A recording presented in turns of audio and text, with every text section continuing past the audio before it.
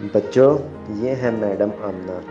یہ آپ کو موجودہ کرونا وائرس کے بڑھتے ہوئے پھیلاؤ سے بچنے کے لیے صفائی ستھرائی اور سالڈ ویسٹ مینجمنٹ کے بارے میں بتائیں گی۔ تو بچوں، آپ سب نے میری باتوں کو دھیان سے سننا ہے اور ان پر سختی سے عمل کرنا ہے تاکہ ہمارا پیارا ملک پاکستان صاف اور سرسبز نظر آئے اور یہاں بیماریاں کم سے کم ہوں۔ تو بچوں، آج جو سبق ہم پڑھیں گے وہ صفائی کی اہمیت اور سالڈ ویسٹ مینجمنٹ، یعنی کہ گھروں، ہسپتالوں، سکولوں اور گلی محلے کے کوڑے کو مناسب طریقے سے ٹھکانے لگانے کا عمل ہے۔ تو بچوں، آپ مجھے بتاؤ کہ آپ سب اسکول میں جب لنچ کرتے ہو تو بچا ہوا کھانا اور چھلکے کہاں پھینکتے ہو؟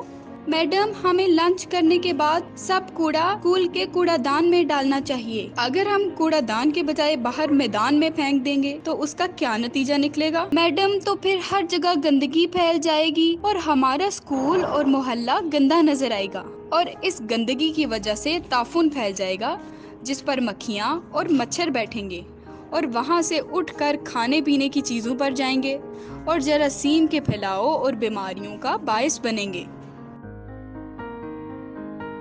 میڈم، جب ہم سب صبح گھر سے سکول آ رہے ہوتے ہیں تو گھروں سے کچھ خواتین کوڑا کرکٹ جمع کر کے گلیوں میں پھینک دیتی ہیں، جس کی وجہ سے وہاں جوہڑ بن گیا ہے اور بدبو بہت زیادہ آتی ہے، اور بعض لوگ کوڑا ڈسپینسری کے باہر کھلی جگہ پر پھینک دیتے ہیں اور بعض اوقات ڈسپینسری والے بھی کوڑا وہیں پھینک دیتے ہیں، لیکن وہ شاپر میں بند ہوتا ہے اور کوڑا چننے والے اس کو کھول کر مختلف چیزیں اور کوڑا اپنے ساتھ لے جاتے ہیں اور باقی کوڑا ادھر ادھر پھیل جاتا ہے۔ اسی لیے تو کوڑا کرکٹ مناسب طریقے سے ٹھکانے لگانا ہر فرد کی ذمہ داری ہے۔ میڈم، مناسب طریقے سے کیا مراد ہے؟ مناسب طریقے سے کوڑا ٹھکانے لگانے سے پہلے ہمیں کوڑے کی اقسام کا پتہ ہونا ضروری ہے۔ کوڑے کی اقسام؟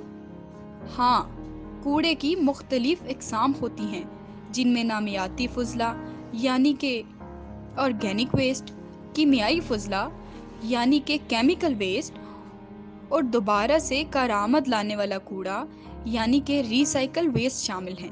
میڈم، نامیاتی فضلہ کیا ہے؟ نامیاتی فضلہ جس میں سبزیاں، پھل، انڈوں کے چھلکے، چائے پتی اور بچا ہوا کھانا وغیرہ شامل ہیں۔ تو میڈم، نامیاتی فضلہ ہمیں مناسب طریقے سے کہاں پھینکنا چاہیے؟ یہ کوڑا ہمارے گھر اور ملک کو صاف اور سبز بنانے کے کام آ سکتا ہے۔ وہ کیسے؟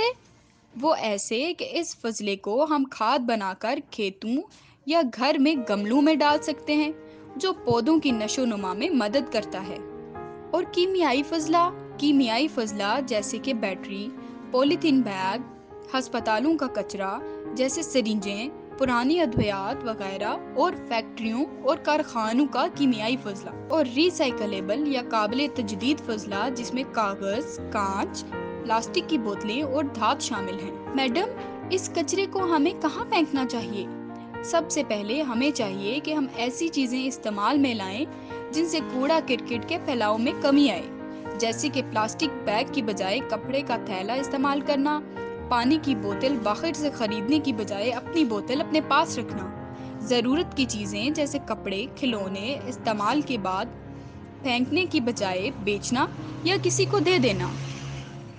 دوسرا طریقہ ری یوز ہے، یعنی چیزوں کو دوبارہ استعمال میں لانا، جیسے کہ پلاسٹک اور شیشے کی بوتلوں میں ہم پودے لگا سکتے ہیں، استعمال شدہ اخباروں سے ہم خوبصورت ٹوکریاں بنا سکتے ہیں اور استعمال شدہ تولیے اور دوسرے موٹے کپڑوں کو صفائی کے لیے پوچے کے طور پر استعمال کر سکتے ہیں۔ اور جب کچرا پھینکنا ہو تو دوبارہ کارآمد آنے والی چیزوں کو ان کچروں سے الگ پھینکیں تاکہ وہ ری سائیکل کی جا سکیں۔ پیارے بچوں، یاد رکھو، جو بھی کوڑے کو ہاتھ لگاتا ہے یا ٹوکری میں پھینک دیتا ہے، ہمیں چاہیے کہ ان کے لیے جراثیم کش ادویات، اسپرے اور ہاتھ صاف کرنے کے لیے صابن یا سینیٹائزر محسوس جگہوں پر موجود ہو تاکہ وہ جراثیم سے محفوظ رہ سکیں۔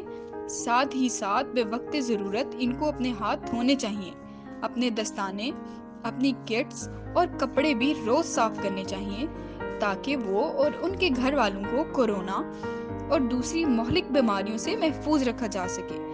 آپ سب نے بھی ننگے ہاتھوں سے بغیر دستانوں کے زہریلے اور گندے کوڑے کرکٹ کو بالکل نہیں چھونا۔ تو بچوں، سب کو سالڈ ویسٹ مینجمنٹ کا پتہ چل گیا ہے، تو کیا آپ اس کی روک تھام کے لیے اقدامات اٹھائیں گے؟ جی ہاں۔